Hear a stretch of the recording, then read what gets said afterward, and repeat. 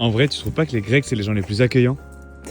Tellement raison. Pour preuve, un jour, un monsieur qui ravitaille les postes frontières a vu qu'on était en van et nous a donné 2 repas complets, des oranges, du lait et des French croissants. Ça y est, 1 mois qu'on est en Grèce. Et que dire sur ce pays, si ce n'est que tout est parfait. Les vannes sont largement tolérées, si on respecte bien sûr. Il y a de l'eau partout, la lumière est incroyable, la nourriture, j'ai pas les mots. Et la gentillesse des gens, j'ai toujours pas les mots. On voit beaucoup de chiens errants qui sont pas du tout agressifs. Au contraire, on a envie de tous les prendre avec nous. D'ailleurs, on a acheté un petit sac de croquettes exprès. Et là, c'est eux qui ont envie de venir avec. Niveau nourriture, si je vous dis délicieux, rapide, pas cher, vous me dites gyros, bien évidemment. On peut vous faire un comparatif si vous voulez, on a dû en manger une dizaine en un mois. On voyage un peu différemment de ce qu'on voit sur les réseaux. On cherche pas forcément les spots les plus beaux en pleine nature. Dans le quotidien, en vrai, c'est pas l'idéal quand on bosse pour garder une routine d'entraînement, faire ses courses, etc. Du coup, on peut se retrouver à Paranesti, par exemple, petit village du Nord qui sur le papier n'a rien d'incroyable. Ok, c'était pour la course d'Enzo, mais quand même, on y est resté 10 jours. On était chez nous, à dire bonjour à tout le monde, à avoir notre place au café avec les anciens, et les gens sont d'une gentillesse, pas les mots, vous avez compris. Après un départ déchirant, on a passé 2 jours à bien boire et à bien manger à Thessalonique, puis direction le Mont Olympe. Je sais pas si on a besoin de stabilité ou si les lieux sont vraiment trop cool, mais on y est encore resté 10 jours. Les randos étaient folles, on a trouvé le meilleur gyros du monde, en tout cas des 10 qu'on a dû manger, et on avait 4 spots pour changer quand on voulait, dont un en bord de mer, le paradis quoi. Mais à force de traîner, les températures commencent à baisser. Alors après une journée dans les météores, très beau mais interdit aux chiens, donc bien dégoûté, on a mis le cap sur le sud du Péloponnèse, 10 heures de route à peu près en s'arrêtant dans des endroits très cool, notamment Hypatie et Naphtali.